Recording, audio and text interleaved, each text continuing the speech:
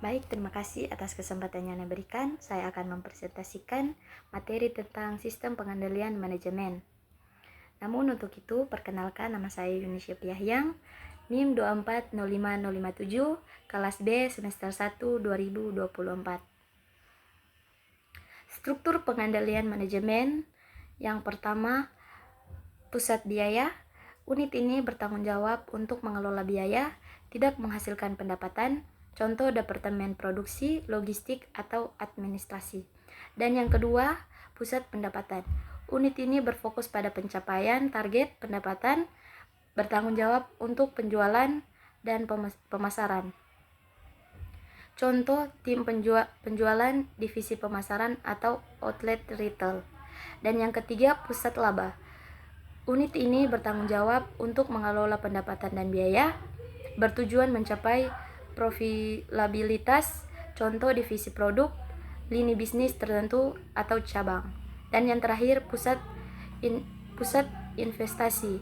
Unit ini bertanggung jawab atas alokasi dan manajemen investasi, contoh divisi pengembangan, divisi riset dan pengembangan. Proses pengendalian manajemen.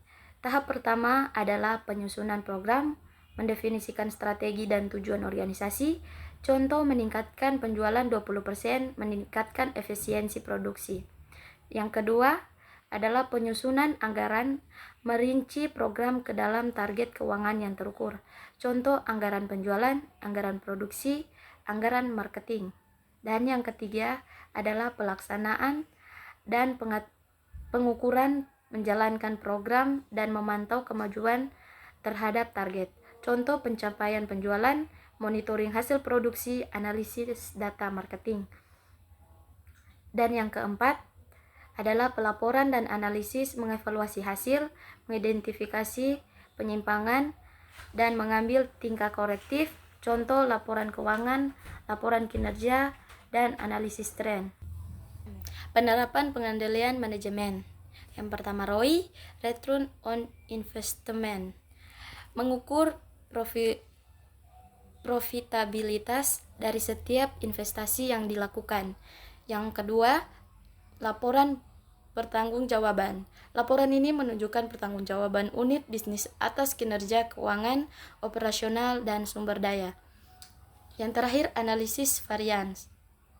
Teknik ini digunakan untuk membandingkan kinerja aktual dengan target, mengidentifikasi penyebab penyimpangan. Kesimpulan dan rekomendasi. Strategi terpadu SPM yang efektif harus terintegrasi dengan strategi bisnis, mengarahkan dan memotivasi karyawan untuk mencapai tujuan. Komunikasi terbuka, komunikasi yang jelas dan transparan antara manajemen dan karyawan adalah kunci dalam penerapan SPM. Evaluasi berkala, evaluasi kinerja secara rutin memungkinkan identifikasi kelemahan dan pengembangan solusi yang tepat. Inovasi dan fleksibilitas. SPM harus beradaptasi dengan perubahan lingkungan, memungkinkan inovasi dan fleksibilitas dalam mencapai tujuan. Oke, sekian presentasi dari saya. Diucapkan terima kasih.